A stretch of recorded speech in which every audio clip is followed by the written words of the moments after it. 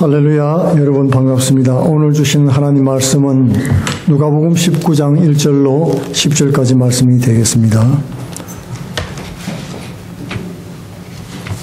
신약성경 128쪽, 신약성경 128페이지, 누가복음 19장 1절로 10절까지 제가 봉독해 드리겠습니다.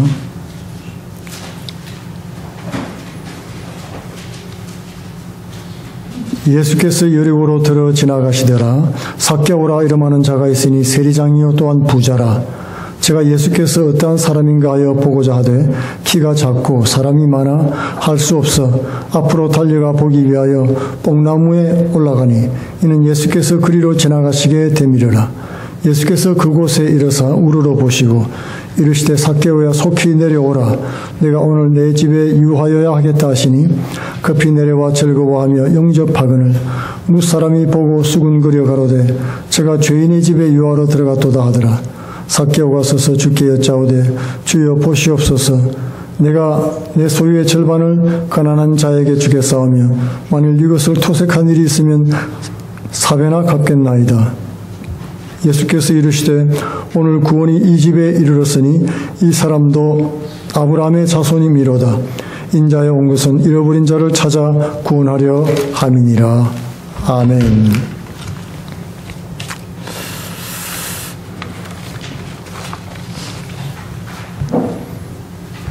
오늘은 이 본문 말씀을 가지고 누가 누구를 찾았는가라는 제목으로 은혜를 나누기를 바랍니다. 우리 옛날에 어릴 때 술래잡기 한 기억이 나지요. 이제 술래가 무궁화 꽃이 피었습니다. 이렇게 10번 하면, 그러니까 100까지 세면 다들 이제 술래가 아닌 사람들은 숨습니다. 술래가 열심히 찾아다닙니다. 그리고 찾아다니면은, 그리고 이렇게 타치다운을 하면은, 몸에 손을 대면은 술래가 바뀌게 됩니다. 그러자 이제 술래가 다시 무궁화 꽃이 피었다를 100번을 하게 되죠. 술래가 바뀌면은 이제 큰 소리로 외칩니다. 누가 술래다 하고 알려주는 거죠. 근데 너무 꽁꽁 잘 숨는 친구들이 가끔 있습니다. 저도 그 사람 중에 한 사람이었는데, 안 잡히려고 멀리 도망가서 꽁꽁 숨어버리면은 이 술래가 바뀐 걸 몰라요. 술래가 바뀌었는데도 모르는 겁니다. 그래가지고 우습지않게 나오다가 잡히는 경우도 많이 있고, 그래서 안 잡히려고 돌아다니다 보면 술래가 2번 바뀌고 3번 바뀌고 그래도 모르는 경우가 있어요. 나중에는 누가 누구를 찾아야 될지 모르는 상황이 되는 것입니다.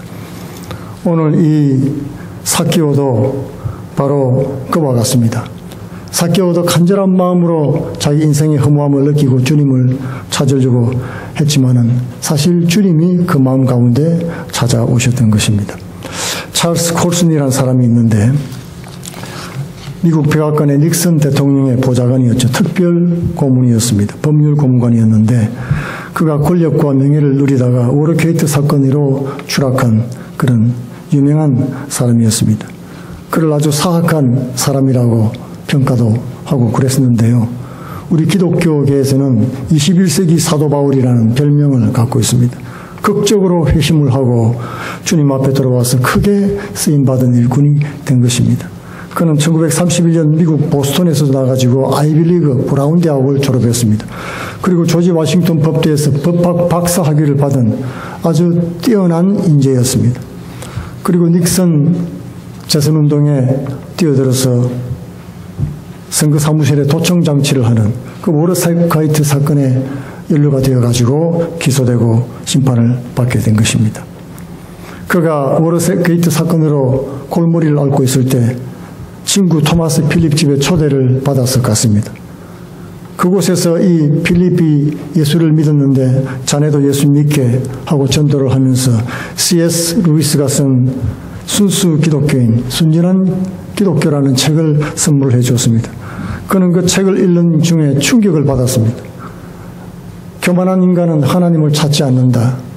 자만한 인간은 신을 찾지 않는다는 그런 말씀이 있고, 그러므로 자만은 죄다 라는 말씀을 듣는 순간 엄청난 충격을 받았습니다. 왜냐하면 자신이 늘 대통령이 나를 찾고 있다. 항상 대통령은 내가 필요해. 그런 말을 하면서 자만하면서 살아왔는데 자만한 인간은 결코 하나님을 찾지도 않고 그것은 죄악이라는 말을 듣고서 그는 충격을 받았던 것입니다. 그리고는 그날 밤 예수님을 만나게 됩니다. 집으로 돌아오는 길에 걷잡을 수 없는 쏟아지는 눈물을 흘리면서 예수님을 불렀습니다. 예수님, 저는 당신을 믿습니다. 나는 죄인입니다. 나는 주님을 영접합니다. 내 인생에 들어오십시오.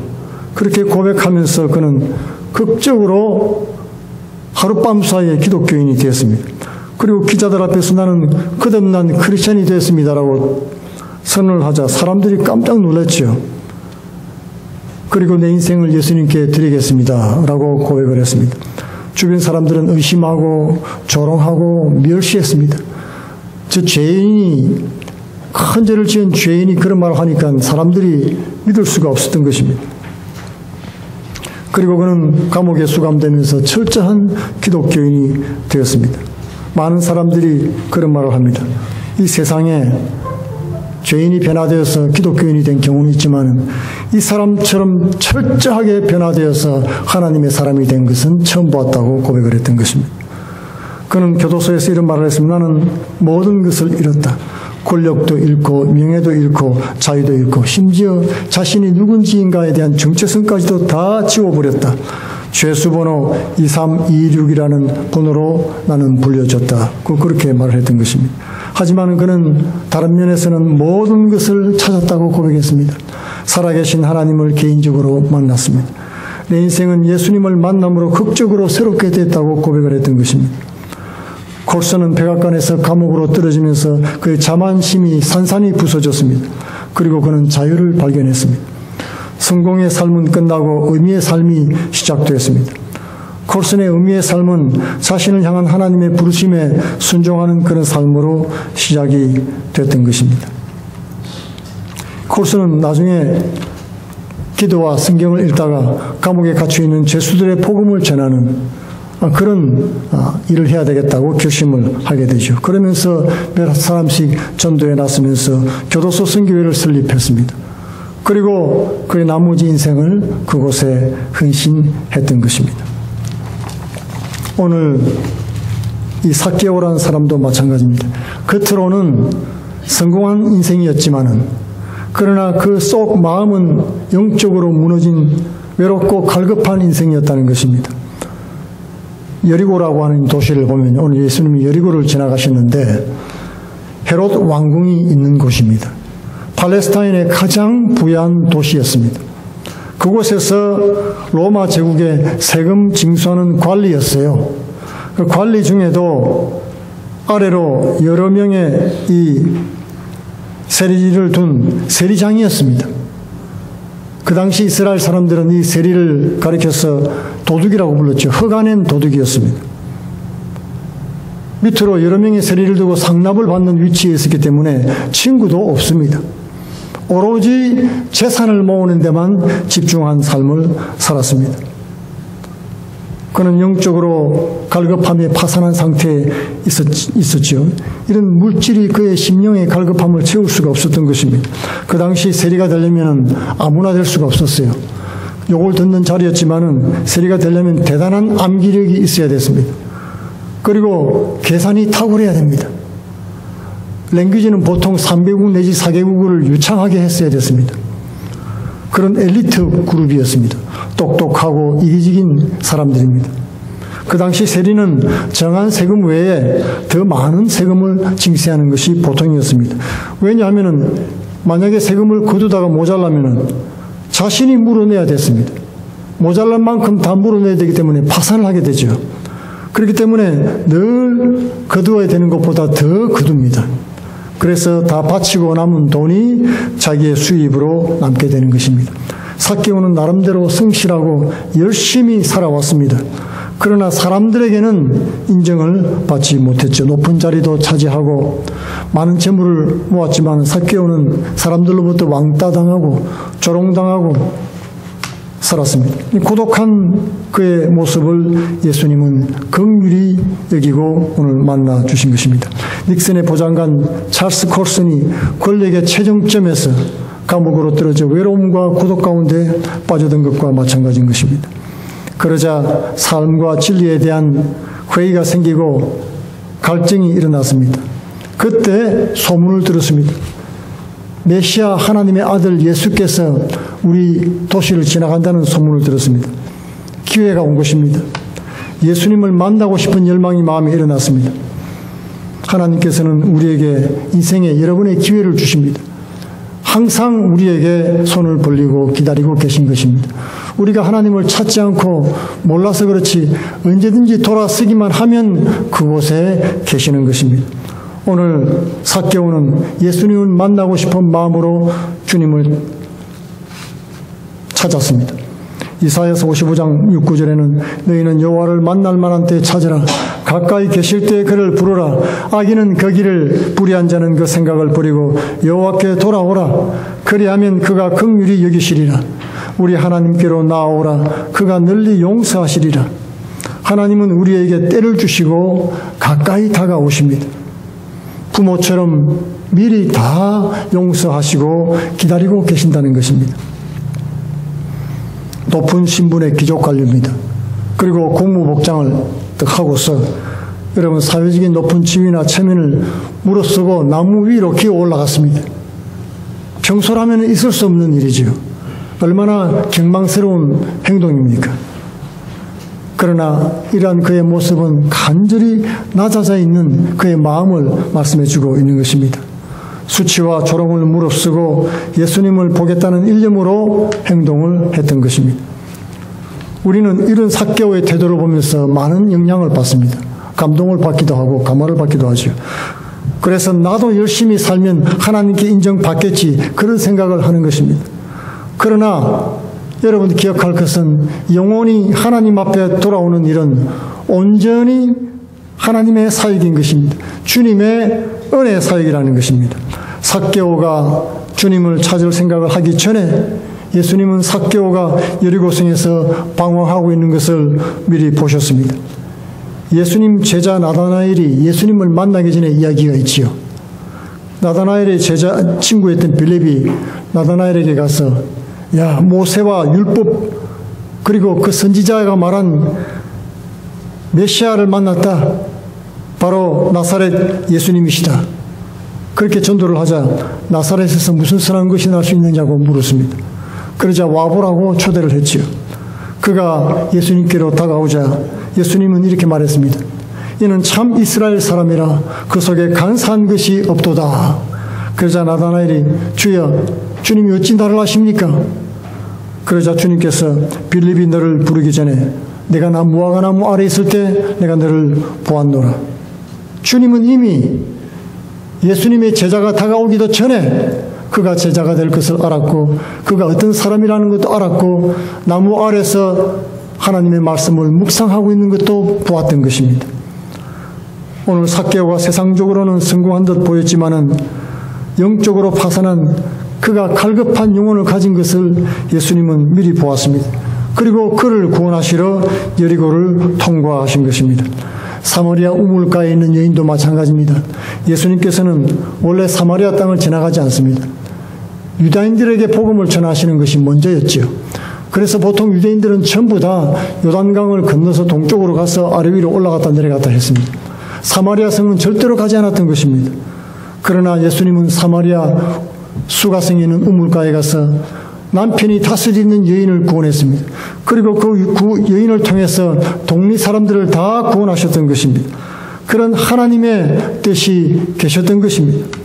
예수님의 행적은 우연히 일어난 일이 한 번도 없습니다. 예수님의 사역은 하나님께서 모르시고 된 일이 아무것도 없었습니다. 하나님의 뜻과 섭리와 예정 가운데서 이루어졌다는 것을 고백하셨습니다. 하나님은 멀리서도 우리 마음을 통찰하시고 안고 쓰심을 아십니다. 주님은 이 삭개오처럼 잃어버린 영혼을 찾아서 이 땅에 오신 것입니다. 99마리 양을 우리에 버려두고 한 마리 양을 찾아서 떠나는 목자의 심정으로 오신 것입니다. 삭개오가 주님을 찾아 출발을 했지요. 주님 만나볼 생각이 있었습니다. 내가 주님을 한번 만나보리라. 그러면 내 영혼이 어떤 도전을 받게 되겠지라는 생각을 했습니다. 그러나 하나님은 만세전부터 그를 계획하셨습니다. 어머니의 태로부터 택정했다고 말씀하시는 것입니다. 그리고 그 때가 왔을 때 주님이 이 땅에 오셔서 그보다 먼저 앞서 삭개오를 향해서 출발을 하셨습니다. 천국 백성을 구원하기 위해서 우리 가운데 나타나신 것입니다. 그리고 아무도 찾지 않는 이 외로운 삭개오 집으로 그를 초대하셨습니다. 원래 삭개오 집이잖아요. 근데 집은 다 우리 주님의 집인 것입니다. 이 집은 참 집의 주인은 우리 주님이십니다. 인생의 주인은 하나님이란 뜻입니다. 우리 육신이 바로 인생의 집입니다. 한 영혼을 천하보다 귀하게 여기시는 하나님의 섭리였던 것입니다. 오늘 삭개오는 기뻐하면서 예수님을 영접했습니다. 급히 내려와 절구하며 영접했다고 하는 것입니다. 자신이 나무에 올라가거나 체면을 무릅쓴 대가로 그렇게 초대받은 것이 아닙니다. 이름으로도 자신을 아시는 주님이었습니다. 얼마나 놀랐습니까? 삭개오야 할 때 온몸이 전율했을 것입니다. 어떻게 저분이 나의 이름을 아시는가? 그분의 음성이 자신의 갈급한 만문을 흔들었던 것입니다. 그것은 놀라운 하나님의 은혜였습니다. 나름대로 삭개오는 주님을 알아보려고 애를 쓰기는 했습니다마는 그것으로는 예수님 만나서 구원 얻는 것은 불가능한 일이었습니다. 예수께서는 삭개오를 미리 보시고 여리고를 지나가셨습니다. 그리고 나무 위에서 서성거리는 한 불쌍한 영혼을 긍휼한 눈으로 바라보았습니다. 그리고 불러주신 것입니다.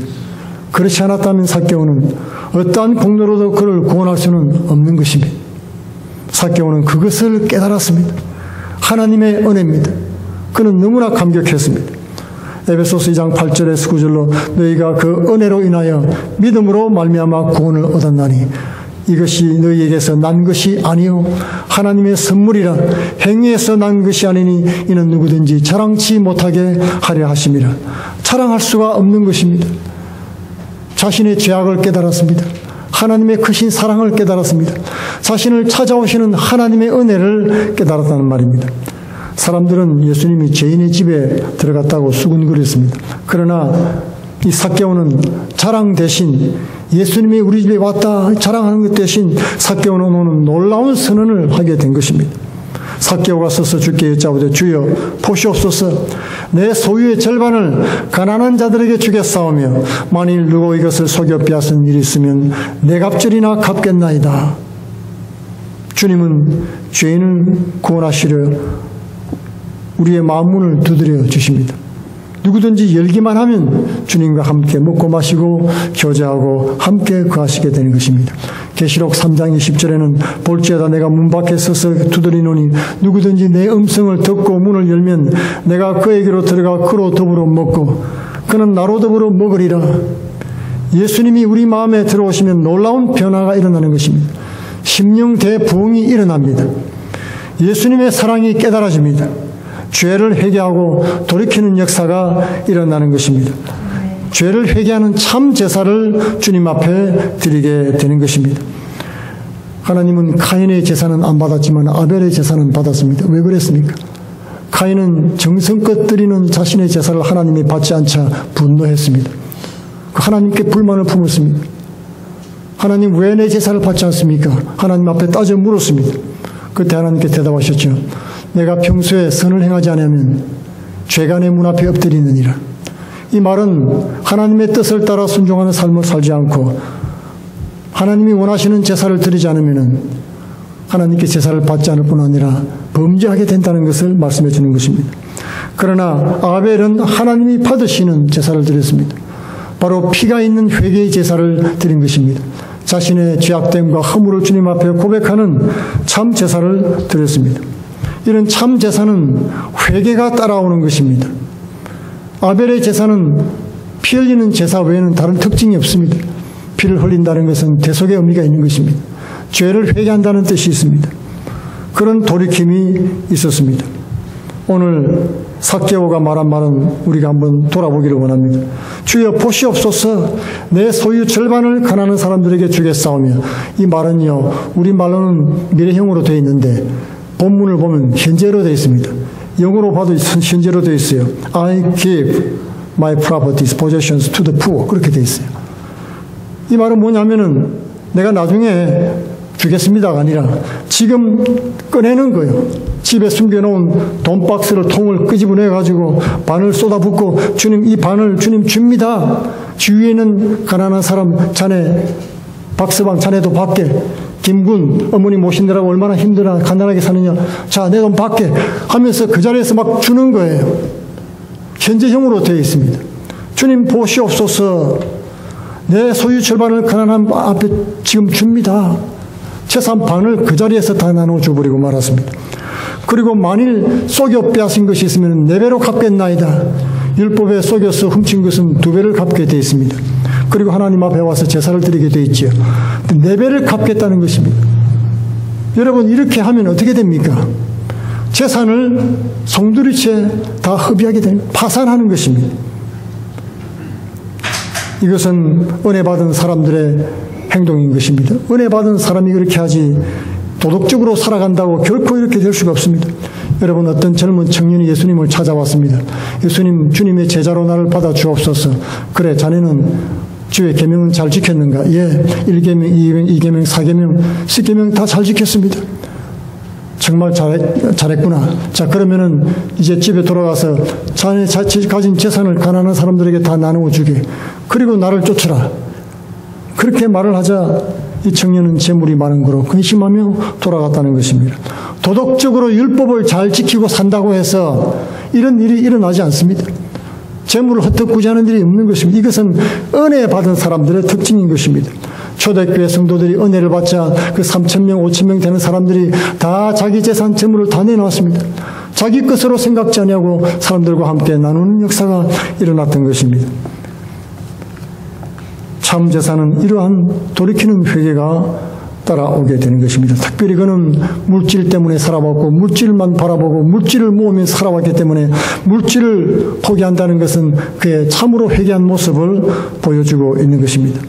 이 제사라는 것은 죄인된 인간이 하나님을 다시 만나고 교제를 회복하는 길인 것입니다. 하나님이 인간을 다시 만날 길을 이 제사를 통해서 열어주신 거예요. 죄된 인간은 하나님을 만날 수 없기 때문에 죄를 속하고 그래야 정결하게 되어야 하나님을 만날 수 있는 길이 열리게 되는 것입니다. 그것이 바로 제사의 의미입니다. 그러나 인간은 모두 하나님께 범죄했기 때문에 죄를 짓고 죄의 감옥에 다 갇혔지요. 아무도 죄값을 갚기 전에는 죄의 감옥을 못 나오는 것입니다. 그리고는 죽기 전에는 못 나와요. 죽으면 나옵니다. 예, 종신형을 받고 사망 선고를 받은 사람들은 종신독으로 감옥을 나오지 못할 뿐만 아니라 죽어야만 나오게 되는 것입니다. 그래서 하나님께서는 아들 예수 그리스도를 보내사 죄의 감옥에서 찾아오신 것입니다. 우리가 못 나오니까 우리를 찾아오신 거예요. 우리는 우리 마음대로 자유하게 다니는 것 같지만은 죄의 얽매인 죄인은 죄의 감옥에 다 갇혀 있다는 것입니다. 그리고 예수님과 함께 성령님도 보내주었습니다. 성령님을 성경에서는 파라클레테라는 말로 불리는데요. 파라클레테는 말은 보혜사란 뜻입니다. 우리를 돕는 자란 뜻이고 그리고 변호사란 뜻입니다. 그러니까 죄 감옥에 갇혀있는 우리를 위해서 변호사 되신 성령 하나님도 보내주시고 죄값을 갚아주실 예수님도 보내주신 것입니다. 인간은 스스로 구원할 길이 없기 때문에 예수님께서 십자가에서 대신 죄를 갚아주셨습니다. 그래서 죽음의 감옥에서 우리를 나와서 구원을 얻게 해주신 것입니다. 이것을 대속이라는 말을 쓰는 것입니다. 대신에서 속해 주었다는 것입니다. 이 대속의 정신은 옛날부터 있습니다. 고대로부터 있어 왔습니다. 지금도 있습니다. 비록 살인을 저지른 사람도 보석금을 내면 나오지요. 그 형량에 따라서 25만 불, 30만 불, 50만 불 이렇게 책정이 되는 것을 볼 수 있습니다. 요한복음 3장 16절에 있는 말씀처럼 하나님이 세상을 이처럼 사랑하사 독생자를 주셨으니 이는 누구든지 저를 믿으면 멸망치 않고 영생을 얻게 하려 하십니다. 예수께서 아버지 하나님께 보내심을 받고 이 땅에 찾아오신 것입니다. 우리가 하나님을 사방으로 찾아서 발견해서 오늘 이 자리에 나온 것이 아니라는 것입니다. 삭개오와 같은 나를 구하러 오셨습니다. 삭개오가 먼저 주님을 찾기 전에 주님이 먼저 움직이셨습니다. 오늘 말씀에 보면 1절에 예수께서 여리고로 들어가 지나가시더라. 주님은 삭개오처럼 잃어버린 자를 찾아서 이 땅에 오셨습니다. 닉슨 대통령의 수석 보좌관으로 권력과 명예를 누리던 찰스 콜슨은 워터게이트 사건으로 추락하면서 주님을 만났습니다. 오늘 우리 인류도 마찬가지입니다. 인류는 여간에선 하나님을 찾지 않습니다. 마음이 교만하고 높아져 있기 때문에 우리 인간은 모든 것을 할 수 있다. 하나님 없이도 살 수 있다. 네 자신을 보아라. 네가 신이다. 이렇게 한껏 교만하게 높아져 있기 때문에 절대로 하나님을 찾지 않습니다. 그러므로 이런 환란이 우리에게 찾아오는 것입니다. 코비드-19 같은 바이러스도 우리가 모든 것을 할 수 있다. 의료가 발달하고 이제 인간 복제 기술까지 가졌다고 큰 소리 땅땅 치는 인간에게 하나님은 인간이 얼마나 나약한 것인가를 보여주고 계신 것입니다. 이를 통해서 하나님이 우리 가운데 만문을 두드리고 계신 겁니다. 우리는 하나님을 만날 기회인 것입니다. 하나님이 우리 가운데 가장 가까이 있을 때 돌아보기만 하면 보입니다. 모세가 노뱀을 들어서 높이 들 때 불뱀에 물려 죽어가는 이스라엘 백성들이 다 구원을 받았죠. 바라보기만 하면 하는 것입니다. 구원이 너무나 가까이 있습니다. 하나님이 멀리 구말리 장천에 가 있고 우리는 열심히 하나님을 찾아서 애를 써야지 하나님의 진리에 이르는 것이 아닌 것입니다. 하나님은 바로 우리 문 앞까지 와 계십니다. 우리의 마음문을 두드리고 계십니다. 찰스 콜슨이 워터게이트 사건으로 추락하고 감옥에서 주님을 만날 때 그는 비로소 삶의 의미를 찾게 되었습니다. 무엇이 참 인생인지 알게 되었습니다. 그는 감옥에 있을 때 한 친구가 변호사인데요. 대신 남은 형기를 채울 수 있다는 그런 법조문을 찾았어요. 그래가지고 이렇게 훌륭하고 영특한 인재를 감옥에 오랫동안 둘 수 없이 내가 대신 들어가야지 하고 신청을 했다는 거예요. 법원에다가 신청을 했습니다. 그런데 거절을 당했습니다. 그가 그 소식을 듣고 콜슨이 고백을 했습니다. 나는 지금까지 남을 위해서 살아본 적이 없는데 나를 위해서 감옥에 대신 들어가겠다는 친구의 소식을 듣고서 이제는 내 유익만을 위한 이런 이기적인 삶을 청산하고 이제 이웃과 하나님을 위해서 살아야겠다고 그는 고백을 했던 것입니다. 그리고는 그는 감옥에 있는 죄수들에게 복음을 전하기 시작했습니다. 하루에 몇 사람씩 만나서 전도도 하고 후일에 그 사람들의 빨래도 대신 해주고 청소도 도맡아서 하고 그런 마음이 낮아지고 겸손한 사람이 되었습니다. 그리고는 후에 교도소 선교회를 설립해서 텍사스 교도소에 있는 한 동을 빌려가지고 미국 전체에 있는 교도소의 사람들을 모아다가 돌아가면서 제자 훈련을 시켰습니다. 그리고는 예수님을 전거했습니다. 이 교도소 재범률이 한 50%가 됐대요. 그 당시에는. 그랬는데 이 콜슨이 전도를 한 후에 재범률이 8%로 떨어지는 기적을 보았다는 것입니다. 하나님께서 그를 통해서 놀라운 열매를 맺게 하셨습니다. 미국 내 1300개 되는 교도소를 다 돌아다니면서 강연을 하고 복음을 전하고 했습니다. 그리고 110개국을 다니면서 수감자 재활 프로그램을 진행했던 것입니다. 그는 이렇게 말했습니다. 사람들은 죄인들을 심판하고 감옥에 가둔 후에는 철장문을 닫아버리고 나서 잊어버린다는 것. 다시는 돌아보지 않는다는 것. 그러나 자기 자신이 갇힌 자가 돼서 철장 뒤에 숨어 있을 때 나를 찾아오신 예수님을 생각할 때 그것을 깨닫고는 감옥 사역을 시작을 했다는 것입니다. 그리고는 이렇게 말합니다. 우리 인생은 누군가 찾아주지 않으면은 절대로 스스로 주님을 찾을 수 없는 그런 인생인 것입니다. 우리가 누구를 찾아왔습니까? 누가 누구를 찾았습니까? 누가 누구를 따라온 것입니까? 광야 이스라엘 백성들은 사막길에서 방황하면서 물을 찾아 헤맸습니다. 목마르고 갈급할 때 물 하면서 찾았습니다. 그때마다 반석에서 물을 내어주셨지요. 그런데 놀랍게도 성경은 이렇게 증거하고 있습니다. 고린도전서 10장이에요. 반석이 그들을 따랐다. 반석이 그들을 따라다녔다는 것입니다. 우리가 생각하기에는 우리가 하나님을 찾아 헤맨 것 같은데 하나님은 우리를 따라오십니다. 우리 가까이 와 계십니다. 우리를 찾으시고 우리의 마음문을 늘 두드리고 계신 것입니다. 우리가 마음문을 열면 즉시 주님은 그곳에 계십니다.